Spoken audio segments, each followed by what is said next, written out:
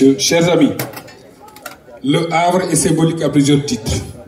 Il est le lieu de naissance du général Louis Archinard, qui a vécu et y repose dans le caveau familial au cimetière Sainte-Marie.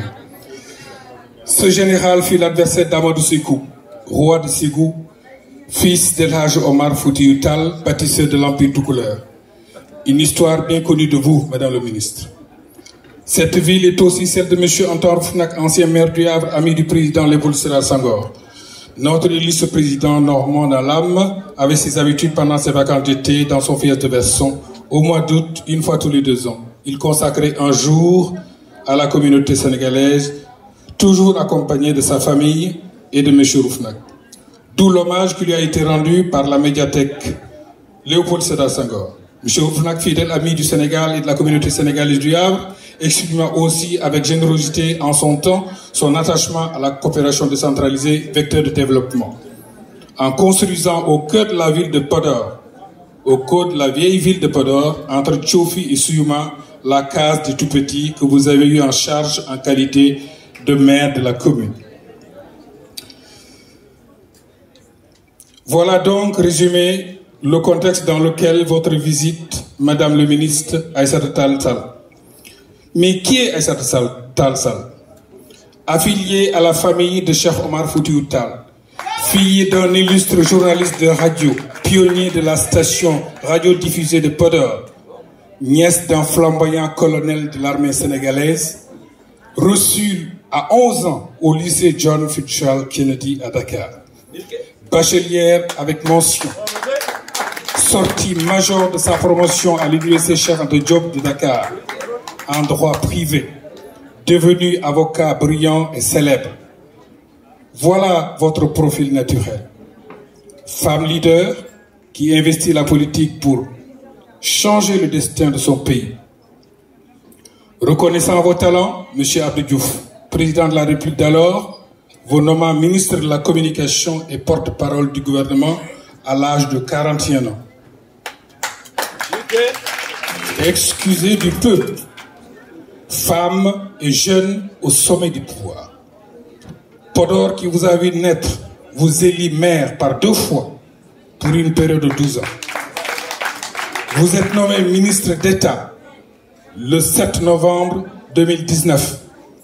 Envoyé spécial du chef de l'État et du président de la République Macky Sall, M. Macky Sall.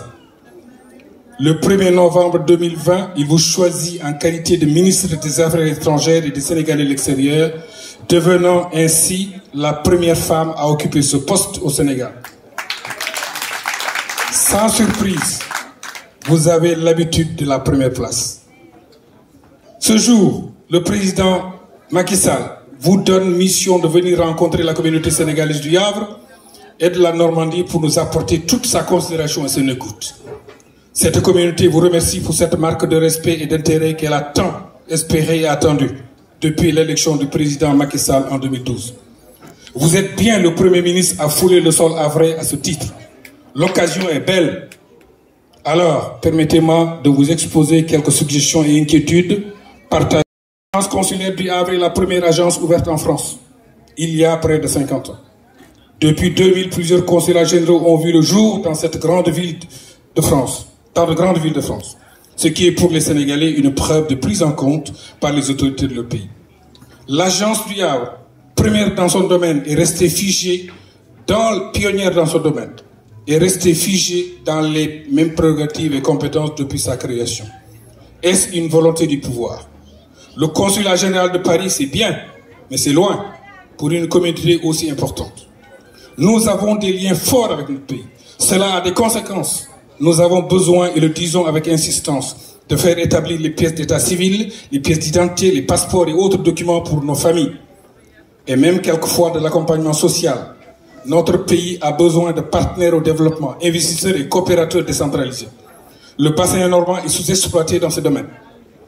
Nous croyons pertinent de créer enfin un consulat de plein exercice doté d'équipements et de personnel suffisant et adapté au Havre, capitale économique de la Normandie. Une autre inquiétude est celle des personnes âgées qui sont là, provenant de la première génération. Qui dit personnes âgées, dit personnes sujettes à des maladies plus ou moins graves, plus ou moins handicapantes. qui nécessitent prévention et surveillance en tout lieu et en toute période. Ces personnes fragiles font de longs séjours au Sénégal, à juste raison, car elles en ont été privées pendant la durée de leur activité professionnelle. Alors quoi faire? Une solution nous vient à l'esprit, une convention négociée entre la France et le Sénégal gagnant-gagnant. Je termine. Elle aura pour vocation de mettre sur pied un protocole de visite médicale, de suivi de soins pendant le séjour au Sénégal par des médecins mutuellement agréés dans le cadre de la Convention. Ce dispositif aura pour effet multiple la préservation en bonne santé relative des aînés et leur maintien en vie pour plus longtemps. Cela a pour corollaire les milliards injectés dans l'économie nationale par l'apport prolongé des pensions de retraite. Le gain pour la France est évident.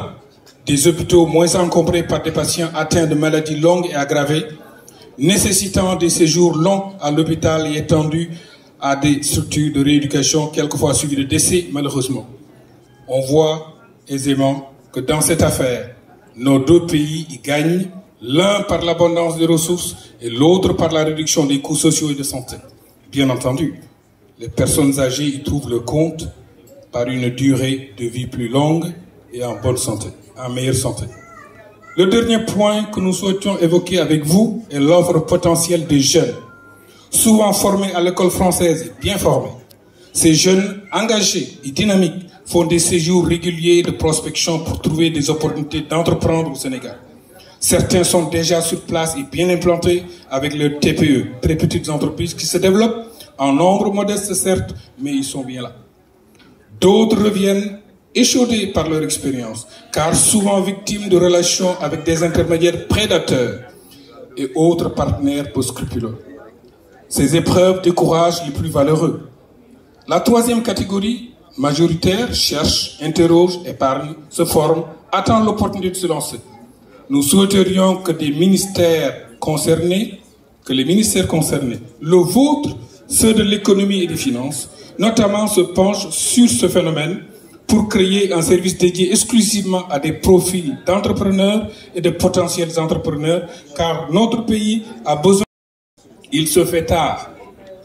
Les ressources des anciens s'épuisent. Après plusieurs décennies d'abondance, de soutien aux familles restées au pays, au Sénégal, d'installation d'équipements de base dans divers domaines, de construction de résidences familiales, de financement d'études des enfants, que sais-je encore. Les générations d'aujourd'hui ne le feront pas, ou très peu. Elles ont d'autres dynamiques et motivations. Elles veulent entreprendre et profiter des fruits de leur labeur avant toute autre considération.